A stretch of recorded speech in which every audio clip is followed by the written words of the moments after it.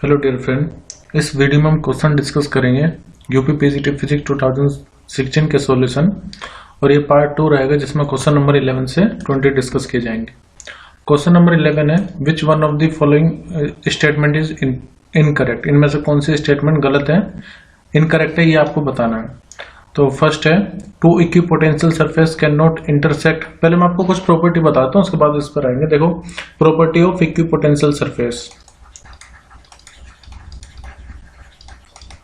पहली बात तो ये कि कोई भी इक्विपोटेंशियल सरफेस हम उससे कहेंगे जिस पर पोटेंशियल डिफरेंस इक्वल हो, मतलब कि पोटेंशियल डिफरेंस जीरो और पोटेंशियल इक्वल है। जैसे मान लीजिए यहाँ पर कोई सेंटर पे चार्ज रखा है Q, अब आप R डिस्टेंस पर इक्वली कहीं पर भी जा रहे हैं तो ये जो सरफेस आपको मिलेगा इस पर पोटेंशियल इक्वल रहेगा, क्योंकि पोटेंशियल होता है K/R। अगर R सेम है तो पोटेंशियल इस सरफेस पर इक्वल रहेगा, तो ये सरफेस कहलाएगा इक्विपोटेंशियल सरफेस। ठीक है, तो एक ऐसे सरफेस जिसमें पोटेंशियल हर एक पॉइंट पर सेम हो, या फिर जो डिफरेंस इन पोटेंशियल और डेल्टा V वो अगर जीरो है, इक्विपोटेंशियल सरफेस कहलाएगा। तो पहली कंडीशन क्या हो गई कि पोटेंशियल डिफरेंस जीरो होगा। दूसरा, आपको पता है कि E इक्वल टू होता है माइनस dV/dr, यानी कि नेगेटिव ग्रेडियंट ऑफ पोटेंशियल होता है इलेक्ट्रिक फील्ड के equal. Since potential difference zero तो पोटेंशियल कांस्टेंट हुआ, तो जो इलेक्ट्रिक फील्ड होगी वो कैसी रहेगी। देखो, किसी भी कांस्टेंट टर्म का डिफरेंशिएशन होता है जीरो, तो electric field on the equipotential surface कैसी रहेगी, हमेशा जीरो। इसके अलावा देखो, जो वर्क डन होता है उसका फॉर्मूला होता है Q डॉट डेल्टा V। तो सिंस डेल्टा V जीरो है तो वर्क डन भी कितना होगा, जीरो। यानी कि अगर आप किसी एक चार्ज को इक्विपोटेंशियल सरफेस पर किसी एक पॉइंट से किसी दूसरे पॉइंट पर लाओगे तो वर्क डन रहेगा जीरो। इसके अलावा जो पोटेंशियल सरफेस और इलेक्ट्रिक फील्ड लाइन है वो हमेशा एक दूसरे के नॉर्मल रहेगी, यानी कि इलेक्ट्रिक फील्ड और जो इक्विपोटेंशियल सरफेस है वो आपस में परपेंडिकुलर रहेंगे। और इसी से हम ये भी कंक्लूजन निकालते हैं कि दो इक्विपोटेंशियल सरफेस कभी भी एक दूसरे को इंटरसेक्ट नहीं कर सकते।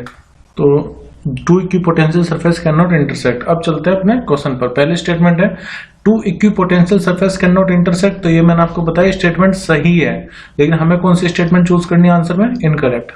नेक्स्ट है line integral of electric field on equipotential surface is finite constant. देखो, लाइन इंटीग्रल का मतलब क्या होगा, E dot dl।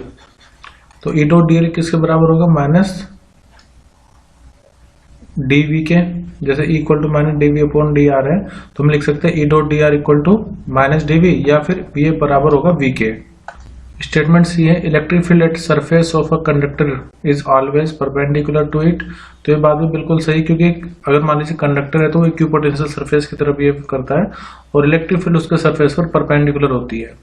D statement है work done in moving a charge on an equipotential surface is zero. तो यहाँ पर मैंने बताया था वर्क डन कितना होता है, जीरो, अगर आप किसी चार्ज को इक्विपोटेंशियल सरफेस पर मूव कर रहे हो। तो यहाँ पर बी स्टेटमेंट गलत है, इनफाइनाइट कांस्टेंट नहीं होगी। क्वेश्चन नंबर 12 है after collision of a photon with an electron the photon has. देखो, इसको एक्चुअली ये दिया हुआ है मैंने कॉम्पटन स्कैटरिंग के बारे में। आपने कॉम्पटन इफेक्ट पढ़ा होगा, कॉम्पटन स्कैटरिंग। इसमें क्या होता है कि एक फोटोन, इलेक्ट्रिक फोटोन है जो कि किसी इलेक्ट्रॉन के साथ बम्बार्डमेंट कर रहा है, फिर मतलब स्कैटरिंग हो रही है, इसकी वजह से इसमें स्कैटर होगा। तो होगा ये कि मान लीजिए इसमें कुछ एनर्जी है E और जो कि इक्वल है h न्यू के। तो after collision with this electron ये जो फोटोन होगा इसकी कुछ एनर्जी डिक्रीज हो जाएगी, यानी कि इसकी फ्रीक्वेंसी में चेंज आ जाएगा। तो फ्रीक्वेंसी में चेंज आएगा, लेकिन फ्रीक्वेंसी कैसी होगी, फ्रीक्वेंसी होगी डिक्रीज, क्योंकि जब ये टकरा रहा है तो कुछ एनर्जी यहाँ पर लूज हो जाएगी टकराने के बाद, तो फ्रीक्वेंसी कम होगी। और जब फ्रीक्वेंसी कम होती है तो जो वेवलेंथ होती है यानी कि लैम्डा, वो होता है इंक्रीज। और इसके लिए जो चेंज इन वेवलेंथ का फॉर्मूला होता है वो होता है H/m0c 1 माइनस कोस फाई। तो यहाँ पर वेवलेंथ इंक्रीज हो रही है, तो इसलिए हमारा करेक्ट आंसर क्या होगा, ऑप्शन बी, लार्जर वेवलेंथ। देखो, एनर्जी डिक्रीज हो रही है तो मोर एनर्जी तो नहीं होगा, और हायर फ्रीक्वेंसी भी नहीं होगा क्योंकि फ्रीक्वेंसी डिक्रीज हो रही है। क्वेश्चन नंबर 13 है the interaction energy of the charges in the setup below will be. मतलब ये फिगर आपको गिवन है और आपको बताना है कि यहाँ पर पोटेंशियल एनर्जी कितनी होगी इस पूरे सिस्टम की। देखो, पहले मैं आपको potential energy between two charge का फॉर्मूला बता देता हूँ। जैसे मान लो Q1 और Q2 ये दो चार्ज हैं, इनके बीच का सेपरेशन अगर R है तो इनके बीच की जो पोटेंशियल एनर्जी होगी वो रहेगी K Q1 Q2 अपॉन में R। अब यहाँ पर इन चारों का हमें एक दूसरे के साथ इंटरेक्शन देखना है, कौन किसके साथ इंटरेक्ट करेगा, और फिर टोटल एनर्जी फाइंड करेंगे। तो टोटल एनर्जी का जो फॉर्मूला होगा यहाँ पर हमें ये देखना पड़ेगा किस किस के बीच में इंटरेक्शन हो रहा है। तो मान लेते हैं ये ए, बी, सी और डी, इस तरह का कोई स्क्वायर है, इसकी साइड हमें ए गिवन है। तो किस किस के बीच में पोटेंशियल एनर्जी होगी, चार्ज ए और बी के बीच में। फिर पहले आप ए का देख लो, ए किस किस के साथ इंटरेक्ट कर रहा है, ए बी के साथ, ए सी के साथ, ए डी के साथ। अब ए का सबके साथ हो गया। अब बी का इंटरेक्शन ए के साथ ऑलरेडी हो चुका, तो उसको हम दोबारा लेंगे नहीं, बी का सी के साथ करिए और बी का डी के साथ। फिर अब आ जाइए सी पर, तो सी का इंटरेक्शन बी के साथ और सी ए के साथ हो चुका है, तो अब सी और डी का इंटरेक्शन। और आप ये देखिए कि डी का ए के साथ हो चुका है, एडी, डी सी हो चुका है, यहाँ पर डी बी भी हो चुका है। तो हमारे टोटल 6 कॉम्बिनेशन आए हैं। एक्चुअली अगर मान लीजिए आपके पास n नंबर ऑफ चार्ज है, तो जो नंबर ऑफ इंटरेक्शन आएंगी पोटेंशियल एनर्जी, वो कैसे हम फाइंड कर सकते हैं, उसके लिए फॉर्मूला है। तो फॉर्मूला है n इंटू में n माइनस 1 अपॉन में 2। जैसे यहाँ पर हमारे पास नंबर ऑफ चार्ज कितने थे, 4, तो 4, 3 अपॉन 2, n माइनस 1 मतलब 3, ये 2 हो गया, तो 6। तो टोटल जो इंटरेक्शन होगी वो 6 सेट यहाँ पर बनेंगे एनर्जी के। अब पहले मैं आपको डिस्टेंस बता देता हूँ। जैसे बी और डी का डिस्टेंस होगा √2a, और ऐसे ही ए सी का डिस्टेंस होगा √2a, क्योंकि जो डायगोनल होते हैं वो स्क्वायर में जो डायगोनल होते हैं वो √2 टाइम्स होते हैं साइड के। तो साइड ए है, ऐसी ए सी कितना हो जाएगा, A C will be equal to √2a। अब यहाँ पर सब वैल्यू पुट करेंगे। अब देखो ए और बी के लिए, तो ए और बी के लिए के की वैल्यू 1/4πε हम बाद में पुट करेंगे, Q1 Q2, तो ए के Q और ए के माइनस के Q, और उनके बीच में सेपरेशन कितना है, ए। फिर ए और सी के बीच में, ए और सी, तो के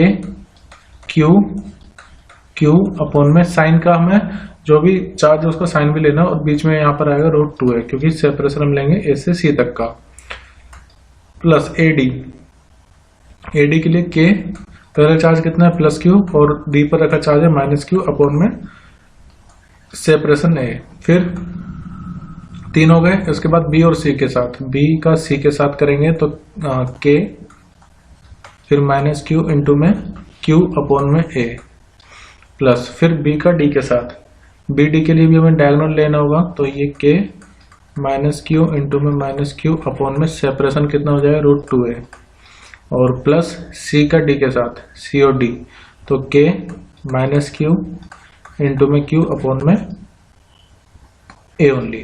तो आप ये देखो किस किस में √2 आ रहा है, तो एक तो ये टर्म है जिसमें √2 आ रहा है, और एक ये टर्म। बाकी सब टर्म को हम एक साथ लिखेंगे, तो U इक्वल टू यहाँ पर माइनस, देखो के ये हो गया -Q का स्क्वायर अपॉन में ए।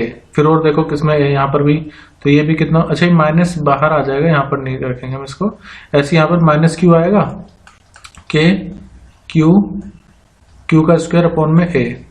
फिर यहाँ से माइनस, मतलब ये 4 टर्म ऐसे होंगे जिसमें ए आ रहा है नीचे, के Q का स्क्वायर अपॉन में ए, और एक और ये यहाँ से -K Q का स्क्वायर अपॉन में ए, और 2 ऐसे टर्म है जिसमें √2a आ रहा है। तो पहले मैं इसको अलग से लिख देता हूँ, के Q का स्क्वायर अपॉन में √2a, और ऐसे यहाँ पर ये भी माइनस माइनस प्लस हो जाएगा, के Q का स्क्वायर अपॉन में √2। एक्चुअली क्लास 12th में चैप्टर 1 में क्वेश्चन है, उसी से क्वेश्चन एग्जाम्पल दिया हुआ है NCERT में, उसी से ये क्वेश्चन है। तो ये कितने 4, तो -4 के Q का स्क्वायर अपॉन में a, फिर यहाँ पर प्लस 2 के Q का स्क्वायर अपॉन में √2 है। अब जो आपको कॉमन दिख रहे हैं वो कॉमन हम निकाल लेंगे।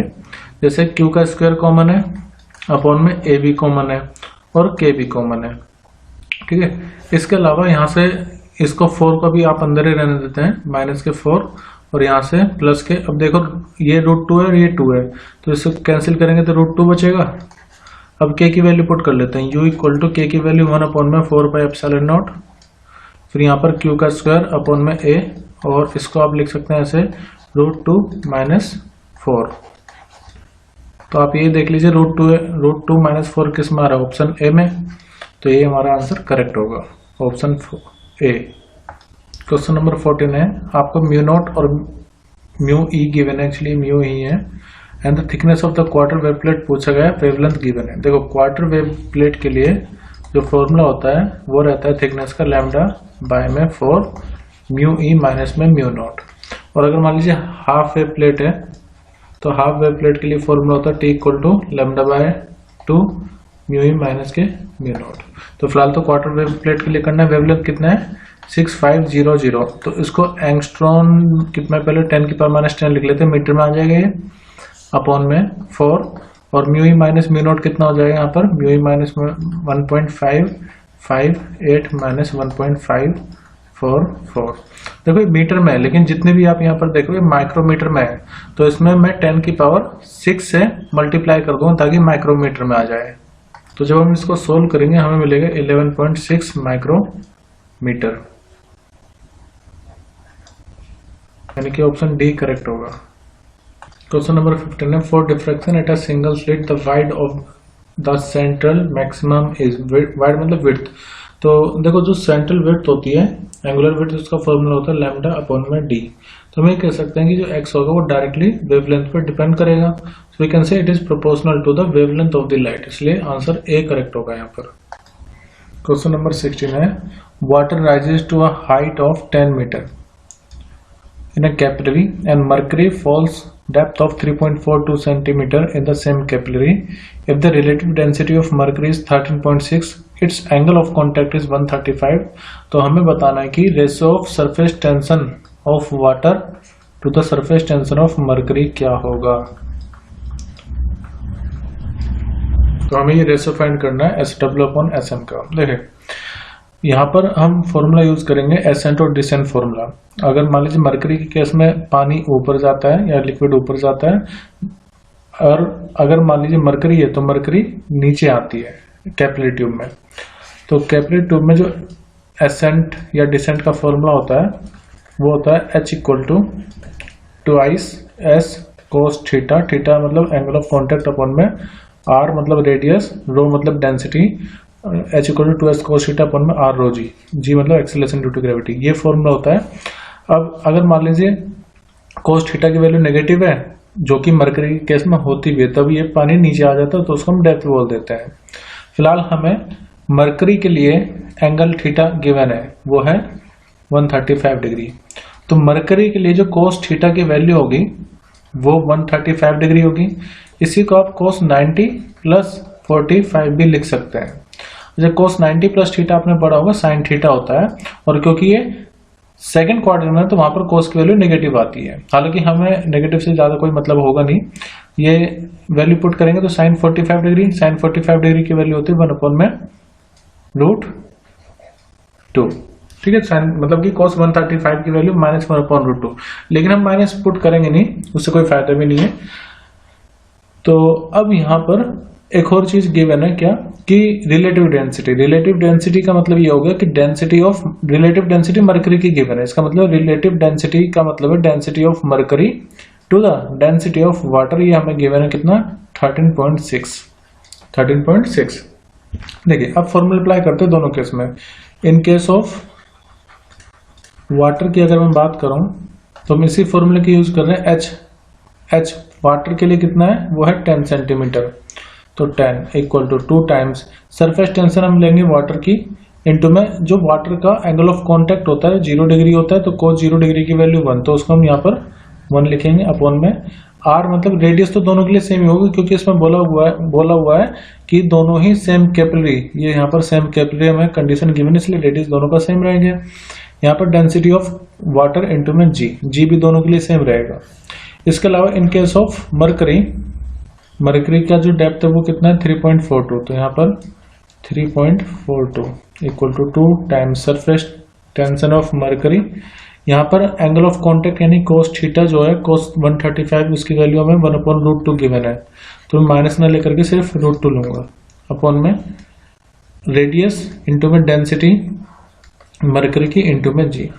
ठीक है, अब हमें दोनों को डिवाइड करना पड़ेगा। तो मान लो ये फर्स्ट इक्वेशन है और ये सेकंड इक्वेशन है। देखो हमें वाटर की सरफेस टेंशन ऊपर रखनी है और सरफेस टेंशन मरकरी के नीचे आएगी, तो इसलिए मैं फर्स्ट इक्वेशन को सेकंड से डिवाइड कर रहा हूँ ताकि SW ऊपर रहे, SW नीचे आ जाएगा। तो इक्वेशन 1 को डिवाइड करते हैं इक्वेशन 2 से, तो यहाँ पर है 2 times surface tension of mercury upon में R सॉरी पहले हम ऊपर रखेंगे इसको, तो यहाँ पर W लेंगे तो ये हो गया 2SW अपॉन में R रो G। और यहाँ पर देखो इसको आप इसको कैंसिल करोगे तो यहाँ पर √2 बचेगा, क्योंकि 2 को मतलब √2 इंटू √2, तो √2 से कैंसिल होगा, √2 बचेगा। तो यहाँ पर √2 इंटू में surface tension of mercury upon में radius density of mercury into में G, और डिवाइड में आ जाएगा कितना 3.42। अब देखो रेडियस से रेडियस काटो और G से G। इसके बाद हमारा आएगा 2 surface tension of water upon में √2 सरफेस टेंशन ऑफ मरकरी। और अगर मैं डेंसिटी की बात करूं तो ये ρm ऊपर जाएगा, यानी कि डेंसिटी ऑफ मरकरी अपॉन में डेंसिटी ऑफ वाटर यहाँ पर है, density of water equal to 10 divided by 3.42। इसको भी हटा देते हैं तो ये √2 आएगा, √2 surface tension of water upon में सरफेस टेंशन ऑफ मरकरी। देखो density of mercury upon density of water, इसका हमें वैल्यू गिवन है 13.6, 10 3.42। तो फाइनली मैं यहाँ पर लिख देता हूँ SW अपॉन SM।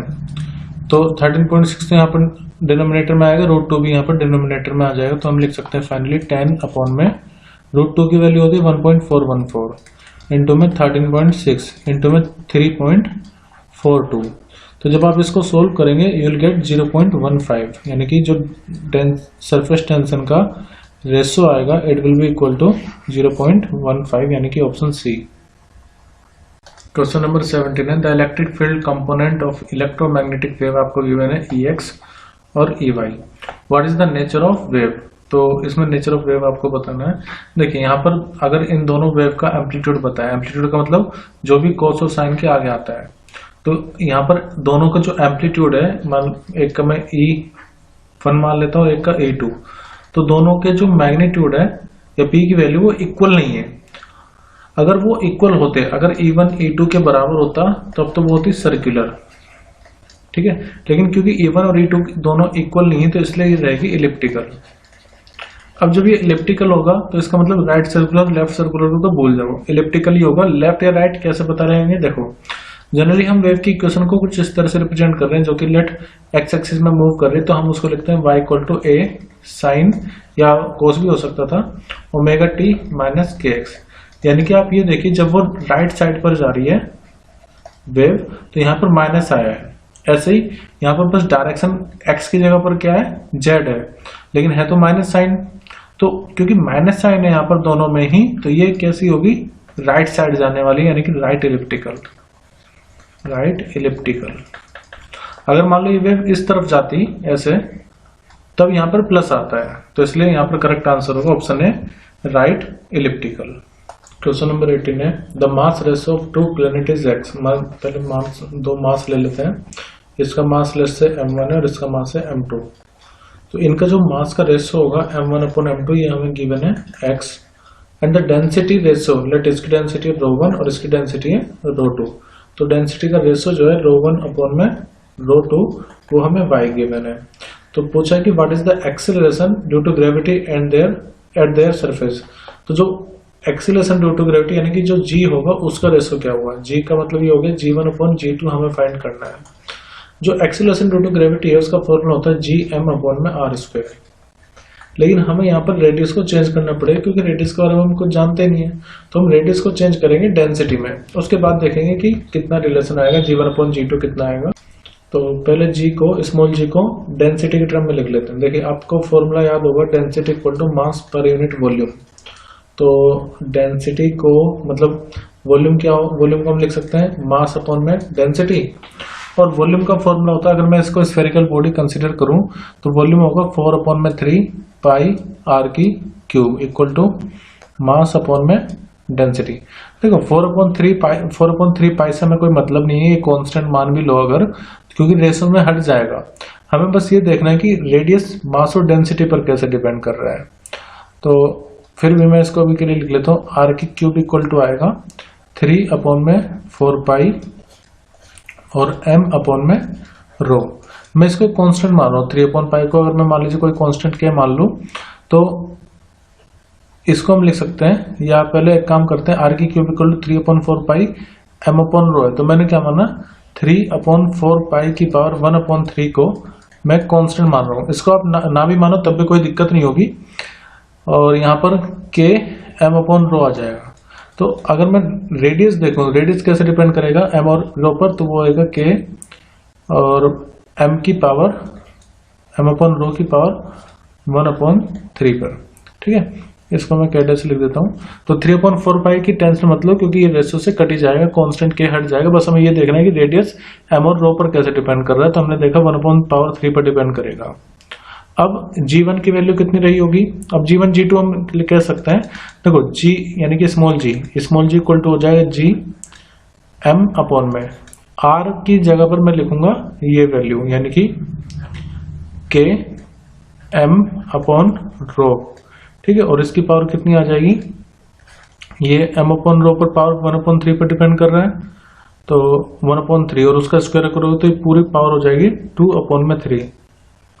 फिर यहाँ पर G1 upon G2 value put करते हैं, तो G तो सेम ही रहेगा, M1 अपॉन में K M1 अपॉन में रो 1 2/3।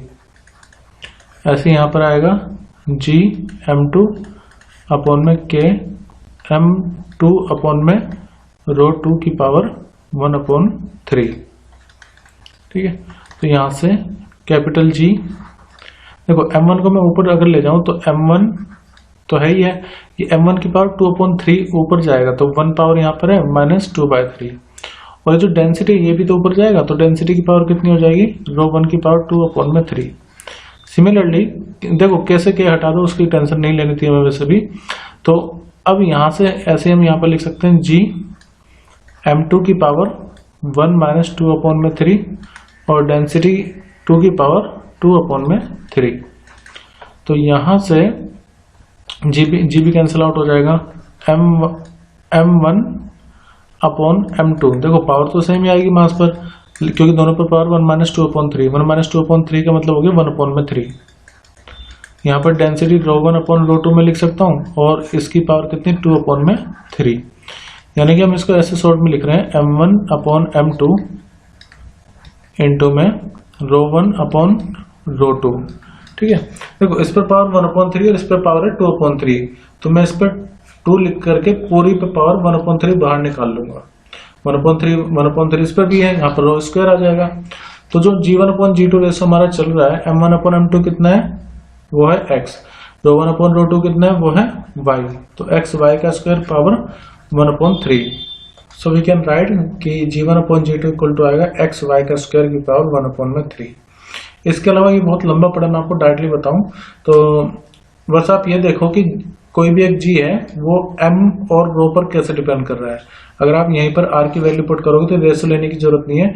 एक्चुअली जो स्मॉल g है वो मास पर तो पावर 1/3 पर डिपेंड करेगा और डेंसिटी की पावर 2/3 पर डिपेंड करेगा। तो उसी से हम पता लगा लेते हैं कि x की पावर 1/3 पर डिपेंड करेगा और डेंसिटी की जगह पर हम क्या लिखेंगे? y। तो y की पावर 2/3 पर डिपेंड करेगा। उससे जल्दी आंसर आ जाएगा ऑप्शन डी। वैसे ऐसे भी आया पर उसमें टाइम ज्यादा लगा है। Option D will be right answer. Question number 19, if the value of m and a are experimentally, आपको ये वैल्यू गिवन है, हमें बताना है कि what will be the percentage error in calculating of y equal to m upon a। देखिए जब y equal to m upon a है तो जो परसेंटेज एरर आएगी डेल्टा y अपॉन y, इसमें हम 100 से मल्टीप्लाई करेंगे परसेंटेज के लिए। So it will be equal to delta m upon में a plus delta m upon m आएगा और यहाँ पर डेल्टा a अपॉन में a इंटू में 100। तो m और a तो हमें गिवन है 3.00, m है 3.00 और a है 2.80। तो यहीं से हम डेल्टा m लिखेंगे। देखो ये 3.00 है तो हम इसको लिखेंगे डेल्टा m होगा 0.01 और यहाँ से डेल्टा a 0.001, क्योंकि जिस इंस्ट्रूमेंट से हमने ये 3.00 मेजर किया होगा उसके लिए लिस्ट काउंट रहा होगा 0.01 और 2.820 को मेजर करने के लिए लिस्ट काउंट रहा होगा 0.001। तो इसलिए हम डेल्टा m की वैल्यू पुट करेंगे 0.01 अपॉन में 3 प्लस डेल्टा a की वैल्यू 0.001 अपॉन में a की वैल्यू 2.820 मल्टीप्लाई बाय 100। इसको सोल्व करने पर हमें मिलेगा 0.36। तो करेक्ट आंसर होगा option C. Question number 20, if I equal to I naught sine square 2 pi upon t, then what is the average value of I between 0 से t bye 2 तक average value हमें find करनी है। देखो average value find करने का formula है I D T, मतलब करंट को टाइम के रेस्पेक्ट में इंटीग्रेट करेंगे जो भी लिमिट होगी अपॉन में इंटीग्रेशन टाइम का यानी कि डी टी। अब हम दोनों को अलग अलग इंटीग्रेट करेंगे, उसके बाद में डिवाइड कर देंगे। आई कितना है, तो आई है हमारे पास आई नॉट साइन स्क्वायर, अच्छा 2 पाई अपॉन टी। देखो आपको पता है कि ओमेगा इक्वल टू होता है 2 पाई एफ या ओमेगा इक्वल टू होता है 2 पाई अपॉन में कैपिटल टी। तो मैं 2 पाई अपॉन टी को ओमेगा भी लिख सकता हूँ। तो फिलहाल के लिए सिंप्लिसिटी के लिए मैं 2 पाई अपॉन टी को ओमेगा लिख रहा हूँ, तो ये साइन स्क्वायर ओमेगा टी आ जाएगा यहाँ पर। और इंटीग्रेट करेंगे हम किसके रेस्पेक्ट में, टाइम के, divided by D T. D T का इंटीग्रेशन हमें करना है 0 से t बाय 2 तक, ये लिमिट है। और ऐसे यहाँ पर भी 0 से t बाय 2 तक। अब दोनों को अलग अलग इंटीग्रेट कर लेते हैं। पहले मैं इसका इंटीग्रेट कर देता हूँ क्योंकि ये सिंपल है, 0 से t बाय 2 dt। तो देखो dt का इंटीग्रेशन जैसे मान लीजिए dx है, तो dx का इंटीग्रेशन सिर्फ x आता है, ऐसे dt का इंटीग्रेशन सिर्फ आएगा t, और लिमिट 0 से t बाय 2, तो ये आ जाएगा t अपॉन में 2, यानी कि नीचे वाले पार्ट का जो इंटीग्रेट आएगा it will be equal to t upon में 2। अब इंटीग्रेट करते हैं ऊपर वाले टर्म का, यानी कि I naught sine square omega T का इंटीग्रेशन। सो आई नॉट को तो हम निकाल लेंगे बाहर, sine square omega T D T का इंटीग्रेशन करना, लिमिट हम बाद में पुट करेंगे। देखो सबसे पहले तो हमें इसको लीनियर फंक्शन में चेंज करना पड़ेगा, वो हम करेंगे cos 2 थीटा का फॉर्मूला होता है 1 माइनस साइन स्क्वायर थीटा। तो साइन स्क्वायर थीटा को आप क्या लिख सकते हैं, sine square theta will be equal to 1 minus cos, यहाँ पर 2 भी आएगा, 1 cos 2 theta equal to 1 minus 2 sine square theta. तो cos 2 थीटा को हम इधर ला रहे हैं, तो ये हो गया 2 साइन स्क्वायर थीटा की वैल्यू। यह साइन स्क्वायर थीटा की वैल्यू हो जाएगी 1 माइनस में cos 2 थीटा अपॉन में 2। तो यही वैल्यू हम यहाँ पर पुट कर लेते हैं, आई नॉट साइन स्क्वायर की जगह पर 1 माइनस cos 2 थीटा कितना ओमेगा टी अपॉन में 2, और ये dt।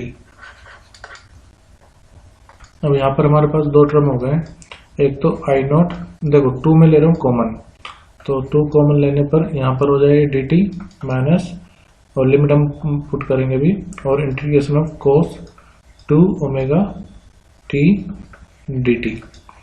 तो हमने क्या माना है, हमने माना omega equal to 2 pi upon में t।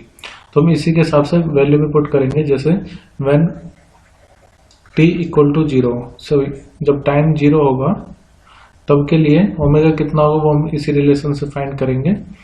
पहले देखो dt का इंटीग्रेशन कितना आ जाएगा, आई नॉट बाई 2, dt का इंटीग्रेशन आएगा ओनली t, और लिमिट कितनी है इसकी, इसमें कोई दिक्कत नहीं है, इसको हम लिख लेते हैं 0 से t बाय 2 तक, minus cos 2 omega t dt है। तो cos का इंटीग्रेशन कितना हो जाएगा, साइन और 2 ओमेगा, और एक्चुअली ये जो 2 ओमेगा है ये आएगा नीचे यहाँ पर 1 अपॉन में 2 ओमेगा, और dt का हमने कर ही दिया, तो साइन 2 ओमेगा आ जाएगा 0 से t बाय 2 तक। अभी जो पूरा टर्म होगा साइन आप जब वैल्यू पुट करेंगे ये आएगा 0, ठीक है। ओमेगा की जगह पर आप फिर से 2 पाई अपॉन टी लिखेंगे, क्योंकि साइन 0 की वैल्यू भी 0 होती है। जब मैं करके दिखा देता हूँ इसको, पहले ये वाला टर्म देखें, आई नॉट बाय में 2, और अपर लिमिट कितनी होगी t बाय में 2 माइनस लोअर लिमिट 0। तो ये तो होगी पहले टर्म से हमें मिलेगा t अपॉन में 2, फिर माइनस 1 अपॉन में 2, ओमेगा को फिर से आप 2 पाई अपॉन कैपिटल टी लिख सकते हैं, हालांकि ये पूरा टर्म 0 ही आएगा। अब साइन 2 ओमेगा है, तो साइन 2 ओमेगा की जगह पर हम कितना लिखेंगे 2 पाई अपॉन में टी, और यहाँ पर टी हो रहा है स्मॉल टी, और upper limit minus lower limit 0 से t बाय 2। तो ये हो गया आई नॉट अपॉन में 2, फिर यहाँ पर ये टाइम है t अपॉन में 2 माइनस, इसको आप लिख सकते हैं 1 अपॉन में 4 पाई, और t चले जाएगा ऊपर, फिर साइन 4 पाई कैपिटल T, और यहाँ पर t की वैल्यू कितनी, t अपॉन में 2। देखो मैं आपको एक चीज बताता हूँ, साइन n पाई की वैल्यू में से 0 आती है, और साइन 0 की वैल्यू भी कितनी होती है 0, माइनस साइन लोअर लिमिट कितनी है 0, तो यहाँ से t कैंसिल आउट होगा, तो यहाँ पर आ जाएगा साइन 2 पाई की वैल्यू 0, और साइन 0 की वैल्यू 0 होगी, तो ये पूरा टर्म कितना आ जाएगा 0। फिलहाल हमारे पास जो ऊपर वाला इंटीग्रेशन होता है I naught sine square omega T D T, इसकी वैल्यू कितनी आ जाएगी, देखो इन दोनों की मल्टीप्लाई कर लेते हैं तो ये आ जाएगा आई नॉट इंटू में टी अपॉन में 2 2 4। तो I naught sine square omega T की वैल्यू हमें पता चल गई है, और नीचे वाले टर्म का कितना आ गया था, टी अपॉन में 2। अब इसको डिवाइड कर देते हैं, आई नॉट टी अपॉन में 4 और नीचे वाला टर्म का कितना है, टी अपॉन में 2। तो टी से तो टी कैंसिल आउट होगा, 2 बचेगा, so it will be equal to I naught upon में 2। तो करेक्ट आंसर होगा option C, I naught by root 2, I naught by 2 only.